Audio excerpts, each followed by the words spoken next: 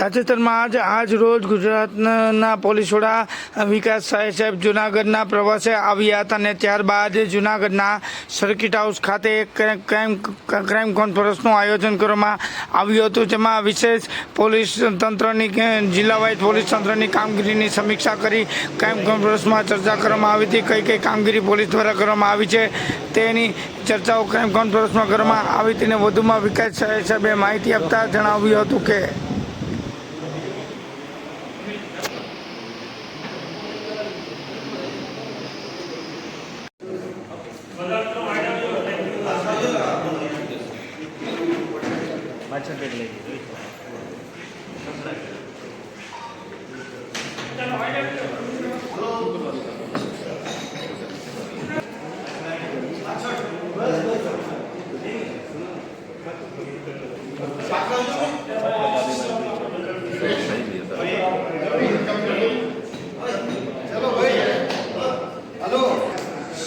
वो आम रे आपको वीडियो करवो है. चलो થઈ ગયું સાહેબ મીટિંગ નો એટલા માટે ચાલો ચલો આવી જાઓ પ્લીઝ પ્લીઝ.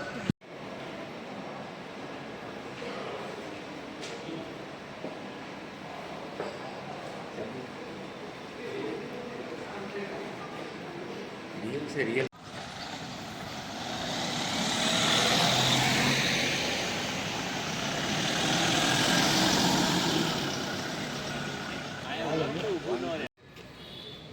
हाँ सर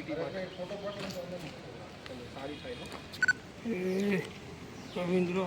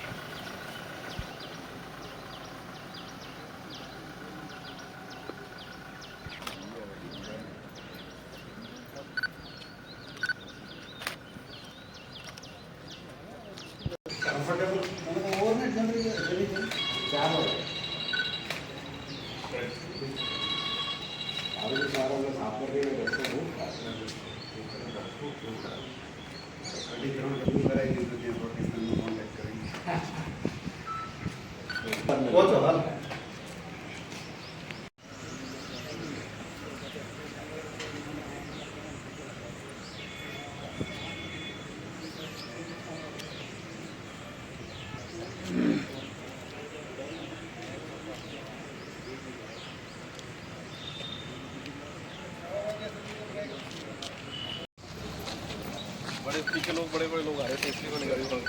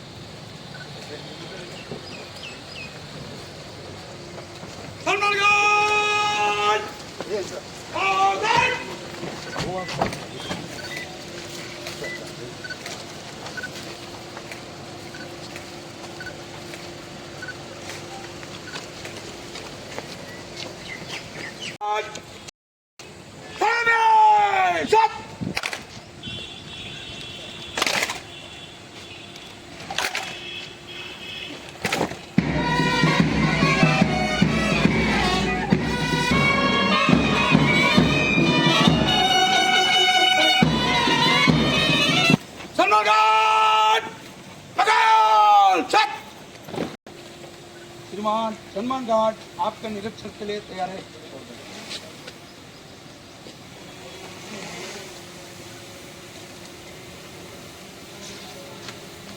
सलमान गार्ड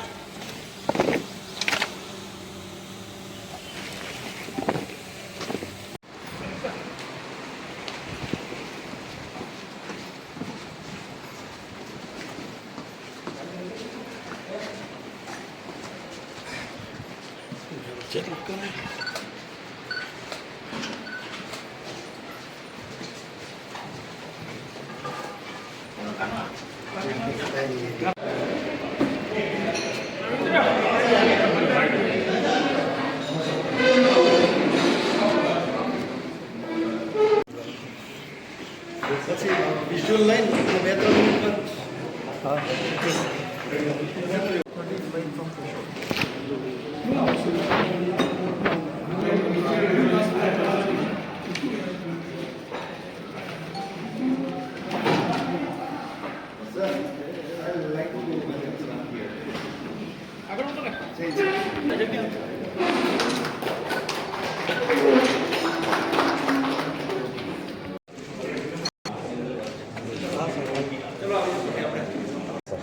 से हिंदी हाँ हाँ जी हिंदी हिंदी सिंगल हिंदी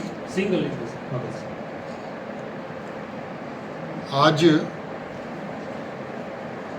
राज्य स्तर की क्राइम कॉन्फ्रेंस की आयोजन जूनागढ़ में की गई थी। हर महीने गुजरात राज्य के जो सीनियर पुलिस अधिकारीगण होते हैं, सब पुलिस कमिश्नर्स, सब रेंज के हेड्स और हमारे पुलिस भवन के सभी जो वरिष्ठ पुलिस अधिकारी होते हैं, हर महीने हम लोग एक क्राइम कॉन्फ्रेंस रखते हैं।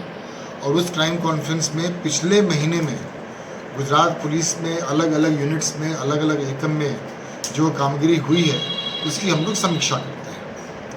आज के क्राइम कॉन्फ्रेंस में अप्रैल महीने में गुजरात पुलिस की तरफ से जो कामगिरी की गई थी उसकी हमने समीक्षा की है।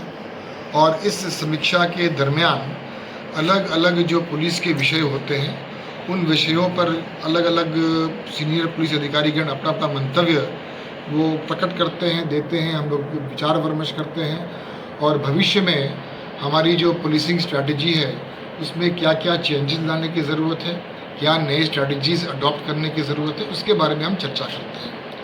इस पूरे चर्चा में हमारा जो क्राइम की जो स्थिति है, जो कायदा और व्यवस्था की जो स्थिति है और स्पेशलाइज्ड क्राइम्स में हम अभी क्या कर रहे हैं उसके बारे में हम चर्चा करते हैं।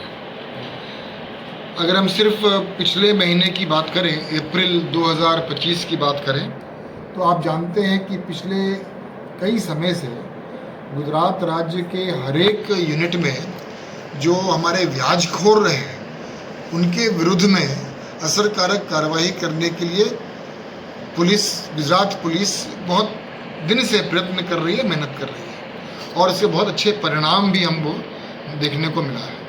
अगर अप्रैल महीने की बात करें तो अप्रैल महीने में हमने ऐसे जो व्याजखोर हैं, जो गैर कायदेसर ढंग से लोगों को त्राहित करके ब्याज दे के पैसा लेते हैं, ऐसे 69 लोगों के विरुद्ध में हमने FIR दाखिल किया और उसमें से हमने करीब करीब 83 लोग को अरेस्ट किया। और ब्याजखोरों के विरुद्ध हम जो गुनाह दाखिल करते हैं उसके साथ साथ हमारे पुलिस एकमों में हम लोग अलग अलग ढंग से लोन मेला का भी आयोजन करते हैं। और लोन मेला के माध्यम से जिन लोगों को सचमुच लोन की ज़रूरत होती है उनको अधिकृत ढंग से लोन मिले, उसके लिए हम प्रयत्न करते हैं। अप्रैल महीना में हमने ऐसे करीब 27 लोन मेला भी लोगों के लिए हमने आयोजन किया था। कोर पुलिसिंग की बात करें तो हमारे यहाँ जो बहुत लंबे समय से जो आरोपी पकड़े नहीं जाते हैं, जिनको हम एब्सकॉन्डर्स बोलते हैं, उनके पकड़ने के लिए भी खास प्रयत्न गुजरात पुलिस के सभी एकमों की तरफ से की जाती है। अप्रैल महीने में हमने ऐसे जो बहुत लंबे समय से एब्सकॉन्डिंग थे, ऐसे 542 एब्सकॉन्डर्स को हमने अप्रैल महीना पकड़ा है। और उस 542 में 339 तो ऐसे हैं जो 1 साल से अधिक समय तक एब्सकॉन्ड कर रहे थे। तो ऐसे लोगों को पकड़ने में भी गुजरात पुलिस को अप्रैल महीने में सफलता प्राप्त हुई। प्रजा के साथ हमारा संबंध और निकट का बने, हमारा संबंध और गाढ़ बने, हमारा संबंध और स्ट्रेंथन हो, इसके लिए हमारे बहुत सारे कम्युनिटी आउटरीच प्रोग्राम्स होते हैं। उसमें से एक प्रोग्राम हमारा जो है कम्युनिटी आउटरीच का, उसको हम लोगों ने नाम दिया है तेरा तुझको अर्पण, जो गुजरात पुलिस का अब एक फ्लैगशिप प्रोजेक्ट बन के उभर के सामने आया है। पिछले कई समय से हम तेरा तुझको अर्पण कार्यक्रम करते हैं, जिसमें किसी भी पुलिस स्टेशन में कोई भी व्यक्ति का कोई मुद्दा माल जो चोरी में गया हो, लूट में गया हो, उसको जब पुलिस रिकवर करती है तो कोर्ट के साथ संकलन करके ओरिजिनल मालिक को ये मुद्दा माल वापस मिले, उसके लिए पुलिस प्रयत्न करती है, जिसको हमें तेरा तुझको अर्पण बोलते हैं। तेरा तुझको अर्पण का जो प्रोजेक्ट हमारा है, उसमें अप्रैल महीने में करीब 669 प्रोग्राम्स हमने पूरे राज्य में किया था। और इन प्रोग्राम्स में गुजरात पुलिस ने करीब करीब 22 करोड़ का मुद्दा माल लोगों को, मूल मालिक को वापस किया है। उसके साथ साथ हमारा जो साइबर क्राइम होता है और साइबर क्राइम के जो विक्टिम्स होते हैं और वो जो साइबर क्राइम से अपना पैसा उनका चला जाता है, वैसे पैसे को रिकवर करके भी हम लोगों को वापस करते हैं। तो साइबर क्राइम रिफंड जिसको हम कहते हैं, सिर्फ अप्रैल महीना में हमने करीब करीब 15 करोड़ रुपया लोगों को वापस दिलवाया है गुजरात पुलिस ने। एक हमारा और कम्युनिटी आउटरीच प्रोग्राम है जिसको हम लोग बोलते हैं तृण वात तमारी तृण हमारे। इसमें गुजरात राज्य के जितने भी पुलिस स्टेशन हैं, जितने भी आउटपोस्ट हैं, जितने भी चौकी हैं, वो हर 2 महीने में एक बार एक आम सभा करते हैं। और आम सभा में जितने स्थानिक लोग होते हैं उनको इकट्ठा करते हैं, उनके साथ संवाद करते हैं और स्थानिक प्रश्न क्या है उसके बारे में चर्चाएं की जाती है। और स्थानिक प्रश्न जानने के बाद उस प्रश्न का हल लाने के लिए हम कार्रवाई करते हैं। उसके साथ साथ स्थानिक प्रजा को पुलिस के तरफ से ये बताया जाता है कि हमारी अपेक्षा क्या है। तो 3 बात उनकी आती है और 3 बात हमारी जाती है। तो ऐसा हमने अप्रैल महीने में कुल 1513 कार्यक्रम पूरे राज्य में किया था। और उस कार्यक्रम के माध्यम से हमको जो स्थानिक प्रश्न के बारे में माहिती मिलती है, इन्फॉर्मेशन मिलता है, उस पर हम काम करते हैं, असरकारक परिणामलक्षी कामगिरी करते हैं। और वो जो प्रॉब्लम्स जो स्थानिक लेवल का होता है उसको सॉल्व करने के लिए चौकी लेवल पे, आउटपोस्ट लेवल पे, पुलिस स्टेशन लेवल पे हम कार्यक्रम करते हैं। और ये प्रयत्न करते हैं कि इन कार्यक्रमों के माध्यम से हमारे पास जो भी प्रश्न आए हैं उन प्रश्न का हम निकाल कर पाएँ। पिछले कुछ समय से असामाजिक तत्वों के विरुद्ध गुजरात पुलिस ने एक खास मुहिम उठाई है। आप सब जानते हैं कि कुछ महीने पहले गुजरात राज्य के सभी पुलिस स्टेशनों को ये सूचना दी गई थी कि 100 घंटे के अंदर आपके पुलिस स्टेशन विस्तार में जितने भी असामाजिक तत्व हैं उन सब का लिस्ट तैयार कीजिए। और एक बार जब लिस्ट तैयार हो जाता है तो उनके विरुद्ध कायदे स्तर का असरकारक परिणामलक्षी कार्यवाही, शिक्षात्मक कार्यवाही कीजिए। अभी तक अलग अलग पुलिस स्टेशनों में असामाजिक तत्वों की ये लिस्ट जो है वो तैयार हो गई थी। और तैयार होने के बाद हमने 3 से 4 अलग अलग उनके विरुद्ध में कार्रवाई की। सबसे पहले कि अगर ये असामाजिक तत्व किसी भी सरकारी ज़मीन को एनक्रोच करके उस पर कोई कंस्ट्रक्शन किए हैं तो उस कंस्ट्रक्शन का डिमोलिशन किया जाए। नंबर 2, अगर ये असामाजिक तत्व अपने घर में इलीगल कंस्ट्रक्शन किया है जो कायदेसर का नहीं है, जो नियम के मुताबिक नहीं है, तो उस इलीगल कंस्ट्रक्शन को डिमोलिश करने के लिए कार्रवाई की जाए। तीसरा, अगर ये असामाजिक तत्व जो हैं वो इलीगल बिजली का कनेक्शन लिया है तो बिजली के कनेक्शन को काटा जाए। और चौथा, कि ये बार बार जो गुनाह करते हैं तो उनके बेल के कैंसिलेशन के लिए भी कार्रवाई की जाए। तो इस 4 अलग अलग मुद्दाओं पे असामाजिक तत्वों के विरुद्ध में गुजरात पुलिस के हर यूनिट में पिछले कुछ समय से बहुत ही असरकारक कार्रवाई की है और इसके कारण असामाजिक जो तत्व हैं उनमें एक भय का वातावरण भी अभी हमको देखने को मिला है। अगर हम सिर्फ अप्रैल महीने की बात करें तो अप्रैल महीने में ये जो सरकारी ज़मीन पे इलीगल कंस्ट्रक्शन जो हुए थे, अभी तक, सिर्फ अप्रैल महीना नहीं लेकिन अभी तक जब से हमने ये जुम्बेश शुरू किया है, अभी तक कुल ऐसे 227 डिमोलिशंस हमने किए हैं जो इलीगली कंस्ट्रक्ट किए गए थे सरकारी ज़मीन पे।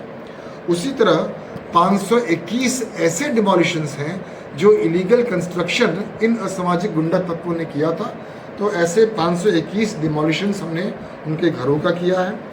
करीब 799 ऐसे असामाजिक तत्व थे जिन्होंने इलीगल बिजली का कनेक्शन लिया था, उनको हमने उनका बिजली कनेक्शन हमने काटा है। ऐसे करीब 799 असामाजिक तत्व हैं।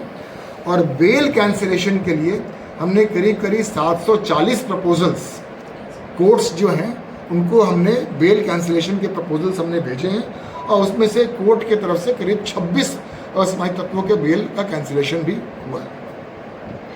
तो ये जो हम कार्रवाई कर रहे हैं असामाजिक तत्वों के विरुद्ध में, उनका लिस्ट बनाना, उनका डिमोलिशन करना, हमारा जो इलीगल बिजली कनेक्शन है उसको काटना, बेल कैंसिलेशन, इसके कारण जो मैंने कहा एक भय का वातावरण तो आ ही गया है इन लोगों के साथ में। लोगों के मन में, आम जनता, जो गुजरात की आम जनता जो है, उनके मन में पुलिस के प्रति एक विश्वास और एक संतोष और एक सिक्योरिटी की भावना भी आई है। और हम ये जो काम कर रहे हैं कुछ समय से, उसका परिणाम भी आज के क्राइम कॉन्फ्रेंस में जो हम चर्चा कर रहे थे कि अप्रैल के महीने में जो मारामारी के गुनाह जो बनते हैं, तो हम ये जुम्बेश जो कर रहे हैं तो गुनाह का आंकड़ा में कुछ फ़र्क पड़ा है कि नहीं पड़ा है, इसके बारे में भी हमने क्राइम कॉन्फ्रेंस में चर्चा की और हमने आंकड़े देखे तो ज़्यादातर ये असामाजिक तत्व जो हैं जो बार बार शरीर संबंधी गुनाह करते हैं, मारामारी का जो ज़्यादातर गुनाह करते हैं, ऐसे गुनाहों का हमने एक एनालिसिस किया आज के क्राइम कॉन्फ्रेंस में और हमने देखा कि शरीर संबंधी के सभी कैटेगरीज में अप्रैल महीने में मार्च महीने से कम गुना दाखिल हुए। वो चाहे मर्डर में 89 से घट के 84 हो गया, अटेम्प्ट टू मर्डर 71 से घट के 51 हो गया, आपका जो ग्रीवियस हर्ट होता है वो 1366 से घट के 1122, कुल मिला के करीब 10% का कम शरीर संबंधी गुनाह अप्रैल महीने में बने हैं कंपेयर टू मार्च 2025। तो उससे हमें ये प्रतीत होता है कि हम ये जो कार्रवाई कर रहे हैं असामाजिक तत्व के विरुद्ध में, उसका एक परिणाम भी हमको देखने को मिल रहा है, गुनाहखोरी भी कम हुआ है। ऐसे मैं हमेशा इस बात को मानता हूँ कि गुनाह के आंकड़ा में मुझे बहुत ज़्यादा इंटरेस्ट नहीं है, लेकिन हमारी जो सिस्टम्स है, हमारी जो व्यवस्थाएँ हैं, पुलिस की काम करने की जो कार्यशैली है, जो कार्य पद्धति है, उसमें अगर हम दिन प्रतिदिन इम्प्रूवमेंट लाएं, इस तरह के मंथली क्राइम कॉन्फ्रेंस के माध्यम से हम अपने स्ट्रैटेजीज़ को रीवर्क करें, अपने स्ट्रैटेजीज़ को हम रीओरिएंट करें, हमारे जो प्रॉब्लम्स हैं उनको समझ के हमारा पुलिसिंग स्ट्रैटेजी उसके मुताबिक बनाया जाए, हमारे व्यवस्था को ज़्यादा स्ट्रेंथन किया जाए, ज़्यादा सुदृढ़ बनाया जाए, हमको इस पर विश्वास है।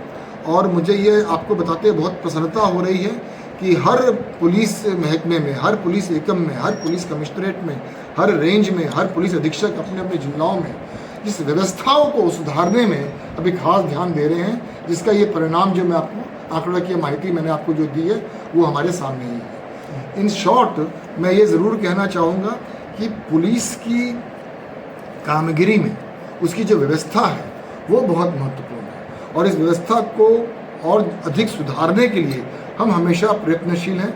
गुजरात पुलिस टेक्नोलॉजीज़ का महत्तम उपयोग करती है और टेक्नोलॉजी के महत्तम उपयोग से हमारी जो कामगिरी है उस कामगिरी को और अधिक असरकारक बनाती है और अधिक परिणाम। आप जानते हैं कि अभी हमने एक ड्रोन के माध्यम से पुलिस रिस्पांस का एक शुरू किया था अहमदाबाद शहर में, बहुत अच्छे उससे ही परिणाम हमको देखने को मिल रहे हैं। उसके अलावा अभी कुछ दिन पहले गुजरात राज्य के माननीय मुख्यमंत्री और माननीय गृह मंत्री ने अभी एक आई प्रगति नाम का एक पोर्टल लॉन्च किया है जिसमें जितने भी गुनाह दाखिल होते हैं उसके जो फरियादी हैं उसको एसएमएस से ऑटोमेटिकली जनरेटेड इन्फॉर्मेशन मिलता है कि उसने जो गुनाह दाखिल किया है उसमें कब गुनाह दाखिल हुआ, कब पंचनामा हुआ, कब आरोपी अरेस्ट हुआ, कब चार्जशीट हुआ, वो सब उसको एसएमएस के माध्यम से उसे मालूम चल जाता है। इस तरह टेक्नोलॉजी का हम उपयोग कर रहे हैं। अभी मैंने आपको बात किया कि साइबर क्राइम में जो लोग अपना पैसा घुमाते हैं उनको पैसा वापस मिले, रिफंड की जो हमारी व्यवस्था है उस व्यवस्था को भी ज़्यादा मजबूत बनाने के लिए हमने अभी एक 13 तुझको अर्बन साइबर पोर्टल भी माननीय मुख्यमंत्री श्री और माननीय गृह मंत्री श्री ने अभी कुछ दिन पहले गांधीनगर में लॉन्च किया था। मुझे संपूर्ण विश्वास है कि उस पोर्टल के लॉन्चिंग के बाद हम जब उस पर काम शुरू करेंगे तो ये जो साइबर क्राइम के पैसा जो वापस करने की हमारी जो प्रक्रिया है वो ज़्यादा तेज बनेगी और ज़्यादा सरल भी बनेगी। आज के क्राइम कॉन्फ्रेंस में सभी वरिष्ठ पुलिस अधिकारी हाजिर थे। आज ये क्राइम कॉन्फ्रेंस जूनागढ़ के ऐतिहासिक लोकेशन पे की गई थी। हमें बहुत प्रसन्नता है। हम हर महीने अलग अलग जगह जाके ये क्राइम कॉन्फ्रेंस करते हैं। आज इस क्राइम कॉन्फ्रेंस के दरमियान जूनागढ़ पुलिस के जो लोगों ने अच्छा काम किया है उनको हमने सर्टिफिकेट्स देकर उनको प्रोत्साहित भी हमने किया है। और मैं गुजरात पुलिस के डीजीपी होने के नाते से आज प्रेस कॉन्फ्रेंस के माध्यम से गुजरात के लोगों को फिर से इस बात का ये मैसेज देना चाहता हूँ कि गुजरात पुलिस आपके सिक्योरिटी के लिए हमेशा तत्पर है, हमेशा प्रयत्नशील है। आभार, थैंक यू। अभी के समय में डिजिटल अरेस्ट एक सबसे बड़ी समस्या बन रही है। मिनिस्ट्री आपके होम मिनिस्ट्री गृह मंत्रालय है, किस तरह से काम करेगा कि जो डिजिटल अरेस्ट का जो एफआईआर है वो कम दाखिल हो, उसके लिए स्पेशल विभाग ने कौन सा एक्शन प्लान? साइबर क्राइम जिसमें डिजिटल अरेस्ट भी आ जाता है और शायद हमारे लिए सबसे बड़ा चैलेंज है।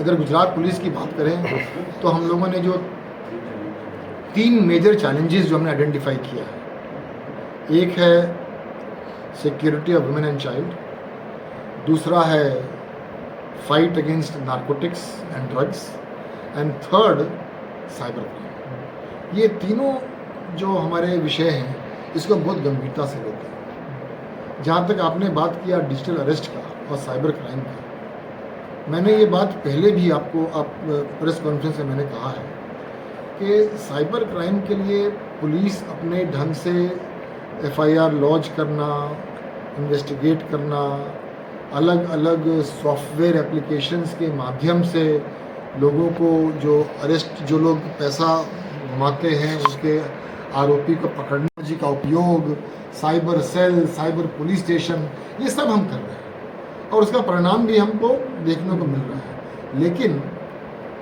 हमें ये बात मानना पड़ेगा कि इन सब प्रयत्नों के बावजूद साइबर क्राइम दिन प्रतिदिन बढ़ता जा रहा है और ये एक गंभीर विषय है। और इसलिए, और ये मैं बहुत जवाबदारी पूर्ण ढंग से कह रहा हूँ, इस प्रेस कॉन्फ्रेंस के माध्यम से जो भी मुझे सुन रहे हैं, कि साइबर क्राइम की लड़ाई में शायद सबसे महत्वपूर्ण वेपन जो हमारे पास है वो है साइबर अवेयरनेस। कोई भी व्यक्ति किसी भी साइबर क्राइम का विक्टिम तब बनता है जब वो व्यक्ति कोई भूल करता है, कोई गलती करता है और ये गलती वो इसलिए करता है क्योंकि साइबर अवेयरनेस जो है वो शायद जिस स्तर का होना चाहिए उस स्तर का नहीं है। साइबर अवेयरनेस फैलाने के लिए गुजरात पुलिस और सरकार के अलग अलग एकम के तरफ से साइबर अवेयरनेस के लिए कार्यक्रमों की जाती है, जन जागृति कार्यक्रम किया जाता है। हम लोग स्कूल्स में जाते हैं, कॉलेजेस में जाते हैं, हमारे सोशल मीडिया हैंडल से हम लोग करते हैं, पैम्फलेट्स, होर्डिंग्स, पोस्टर्स, जन जागृति फैलाने के लिए हम लोग अपने ढंग से कार्यक्रम तो कर रहे हैं। लेकिन मैं ये मानता हूँ कि लोग थोड़ा साइबर अलर्ट हो जाएं, ये बहुत ज़रूरी है, क्योंकि कोई भी साइबर क्राइम का तभी अंजाम दे पाता है जबकि कोई आदमी गलत ढंग से कोई OTP दे देता है, किसी आदमी से वीडियो कॉल आ गया तो उसको नहीं जानता है तो भी वीडियो कॉल उठा लेता है, कोई लिंक आ जाता है उसको क्लिक कर देता है, कोई अननोन कॉल आ जाता है उससे बात करने लगता है, वो आपको अपने बातों में फंसा लेता है, आपका इन्वेस्टमेंट करने के लिए आपको कोई तरह का लोभ देता है, उस लोभ में आप फंस जाते हैं। तो अपने ढंग से हम जो काम कर रहे हैं, सरकार जो काम कर रही है, उसके साथ साथ ये साइबर अवेयरनेस और साइबर अलर्टनेस ये बहुत ज़रूरी है, जिसमें आपका डिजिटल अरेस्ट भी आ जाता है। ऐसे तो डिजिटल अरेस्ट नाम की कोई चीज़ तो होती नहीं है, क्योंकि सरकार या पुलिस या CBI या ED या कस्टम्स या दिल्ली पुलिस या कोई भी कभी भी डिजिटल अरेस्ट तो करती ही नहीं। डिजिटल अरेस्ट नाम की कोई चीज़ होती ही नहीं है। इसलिए किसी भी को डिजिटल अरेस्ट करना बेसिकली उस आदमी का साइबर अलर्टनेस कम हुआ होगा, साइबर अवेयरनेस कम होगा, इसलिए वो इसमें फंस जाता है। तो आप न फंसे ये बहुत ज़रूरी है, आप साइबर अलर्ट रहें ये बहुत ज़रूरी है। Thank you. हमारे गुजरात राज्य में दरियाई सुरक्षा एक महत्वपूर्ण पहलू है। गुजरात में करीब करीब 1600 किलोमीटर से अधिक का हमारा दरियाई किनारा है और कोस्टल सिक्योरिटी को ध्यान में रख के गुजरात पुलिस ने पिछले कई वर्षों में बहुत ही अलग अलग ढंग से स्टेप्स ले रही है। आप जानते हैं कि गुजरात में करीब अलग अलग 22 स्पेसिफिक कोस्टल पुलिस स्टेशंस बनाए गए हैं। उन पुलिस स्टेशंस में इंटरसेप्टर बोट्स दी गई हैं जो पेट्रोलिंग करती हैं। हम लोग कोस्ट गार्ड के साथ और नेवी के साथ संकलन रखते हैं। हमारे यहाँ कोस्ट पे इंटेलिजेंस कलेक्ट करने के लिए भी हमारी अलग अलग संस्थाएं जो हैं वो काम करते रहती हैं। फिशरमैन वॉच ग्रुप हमारे हर कोस्टल डिस्ट्रिक्ट्स में है।